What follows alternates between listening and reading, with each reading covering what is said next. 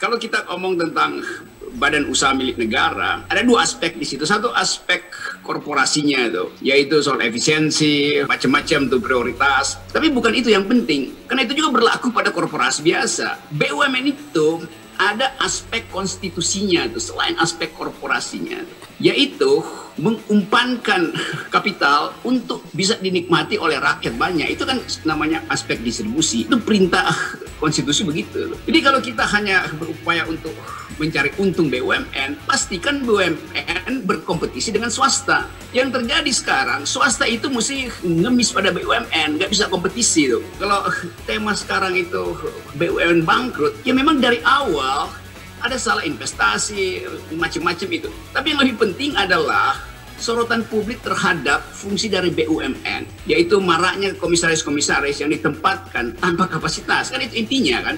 Soal ini yang saya persoalkan. Saya lanjut dikit supaya sedikit terlihat arahnya. Kalau tadi memang nggak ada arahnya.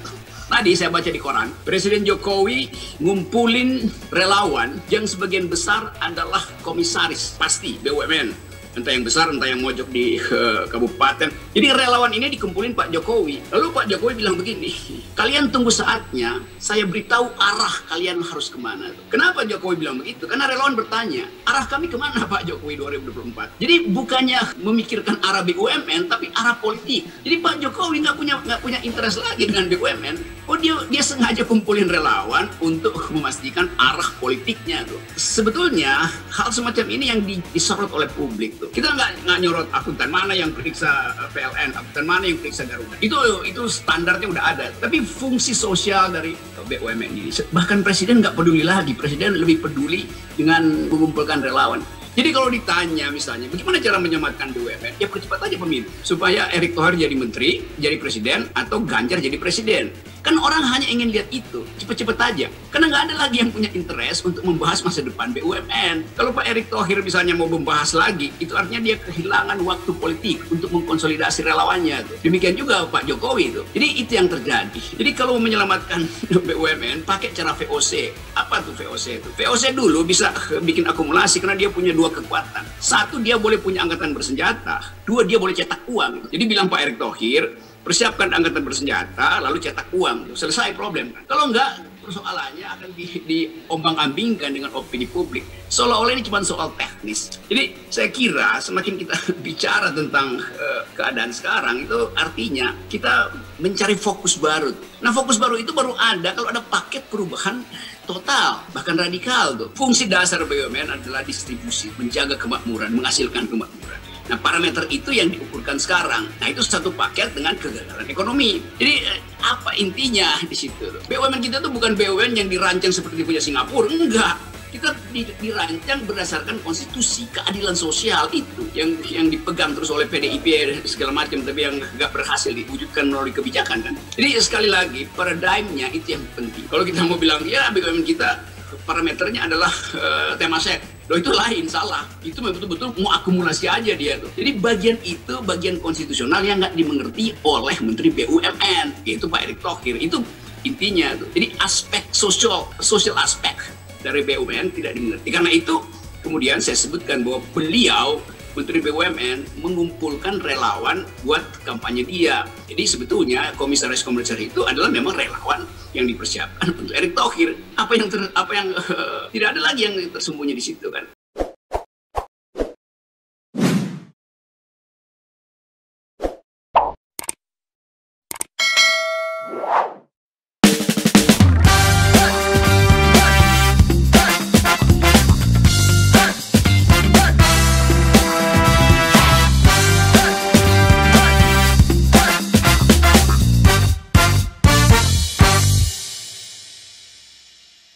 Hancur negeri. Kan itu kan wartawan tanya, jadi saya terangkan begitu. Karena bagi saya nggak ada gunanya menerangkan akuntansi dari BUMN. Akuntansinya udah standar, kan bolongnya kan bukan karena soal akuntansi. Jadi sekali lagi ini kalau kita ngomong tentang badan usaha milik negara, ada dua aspek di situ. Satu aspek korporasinya itu, yaitu soal efisiensi, macam-macam tuh prioritas. Tapi bukan itu yang penting, karena itu juga berlaku pada korporasi biasa. BUMN itu ada aspek konstitusinya tuh, selain aspek korporasinya tuh. yaitu mengumpankan kapital untuk bisa dinikmati oleh rakyat banyak. Itu kan namanya aspek distribusi. Itu perintah konstitusi begitu. Jadi kalau kita hanya berupaya untuk mencari untung BUMN, pastikan BUMN berkompetisi dengan swasta. Yang terjadi sekarang, swasta itu mesti ngemis pada BUMN, nggak bisa kompetisi tuh. Kan itu intinya kan. Jadi BUMN artinya berubah menjadi etatisme. Gitu. Hal yang dulu 98 kita diskusi panjang lebar soal menempatkan secara fit and proper status dari BUMN. Kalau dia segera jadi etatisme, itu jadi kayak orde baru tuh. Kalau dia jadi swasta, dia bertentangan dengan konstitusi. Maka dicari jalan tengah. Itu perusahaan negara, tapi dengan profit. Profit itu bukan profit seperti korporasi. Profit itu harus tiba langsung pada rakyat itu. Tapi itu yang dilupain. Sehingga dianggap aja bahwa BUMN itu adalah mesin akumulasi, bukan mesin distribusi. Kan ngaconya di situ kan. Itu poin pertama. Poin kedua, kalau tema sekarang itu BUMN bangkrut, ya memang dari awal ada salah investasi, macam-macam itu. Tapi yang lebih penting adalah sorotan publik terhadap fungsi dari BUMN, yaitu maraknya komisaris-komisaris yang ditempatkan tanpa kapasitas. Kan itu intinya kan. Soal ini yang saya persoalkan. Saya lanjut dikit supaya sedikit terlihat arahnya gitu. Kalau tadi memang nggak ada arahnya tuh. Tadi saya baca di koran, Presiden Jokowi ngumpulin relawan yang sebagian besar adalah komisaris, pasti BUMN. Entah yang besar, entah yang mojok di kabupaten. Jadi relawan ini dikumpulin Pak Jokowi. Lalu Pak Jokowi bilang begini, kalian tunggu saatnya, saya beritahu arah kalian harus kemana. Kenapa Jokowi bilang begitu? Karena relawan bertanya, arah kami kemana Pak Jokowi 2024? Jadi bukannya memikirkan arah BUMN, tapi arah politik. Jadi Pak Jokowi nggak punya interest lagi dengan BUMN. Oh dia sengaja kumpulin relawan untuk memastikan arah politiknya tuh. Jadi itu satu soal tuh. Nah, sebetulnya hal semacam ini yang disorot oleh publik tuh. Kita nggak nyorot akuntan mana yang periksa PLN, akuntan mana yang periksa Garuda. Itu standarnya udah ada. Tapi fungsi sosial dari BUMN ini, bahkan Presiden nggak peduli lagi. Presiden lebih peduli dengan mengumpulkan relawan. Jadi kalau ditanya misalnya, bagaimana cara menyelamatkan BUMN? Ya percepat aja pemilu. Supaya Erick Thohir jadi menteri, jadi presiden, atau Ganjar jadi presiden. Kan orang hanya ingin lihat itu, cepet-cepet aja. Karena nggak ada lagi yang punya interest untuk membahas masa depan BUMN. Kalau Pak Erick Thohir misalnya mau membahas lagi, itu artinya dia kehilangan waktu politik untuk mengkonsolidasi relawannya. Tuh. Demikian juga Pak Jokowi. Tuh. Jadi itu yang terjadi. Nah saya menganggap bahwa dulu kan kita suka kritik VOC itu.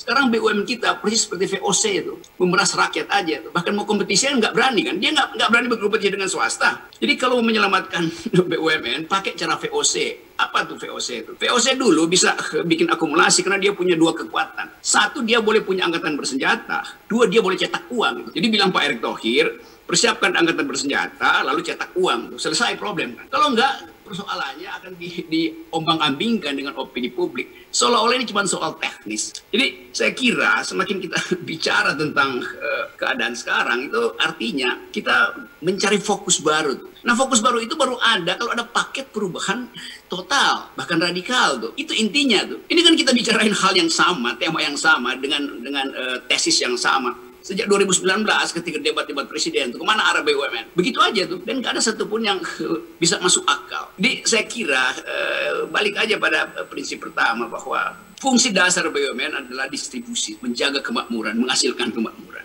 Nah parameter itu yang diukurkan sekarang. Nah itu satu paket dengan kegagalan ekonomi. Jadi apa intinya di situ tuh? BUMN kita tuh bukan BUMN yang dirancang seperti punya Singapura, enggak. Kita dirancang berdasarkan konstitusi, keadilan sosial itu yang dipegang terus oleh PDIP segala macam, tapi yang nggak berhasil diwujudkan melalui kebijakan kan. Jadi sekali lagi paradigmnya itu yang penting. Kalau kita mau bilang ya BUMN kita parameternya adalah Temasek, loh itu lain, salah. Itu betul-betul mau akumulasi aja dia tuh. Jadi bagian itu bagian konstitusional yang nggak dimengerti oleh Menteri BUMN, yaitu Pak Erick Thohir. Itu intinya tuh. Jadi aspek social aspek dari BUMN tidak dimengerti. Karena itu kemudian saya sebutkan bahwa beliau, Menteri BUMN, mengumpulkan relawan buat kampanye dia. Jadi sebetulnya komisaris-komisaris itu adalah memang relawan yang dipersiapkan untuk Erick Thohir. Apa yang tidak ada lagi yang tersembunyi di situ kan.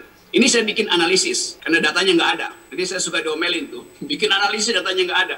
Kalau datanya ada, nggak perlu analisis. Begitu Anda lihat fakta, Anda nggak perlu analisis. Jadi saya melihat sinyal itu, simbol-simbol itu. Refli, Harun.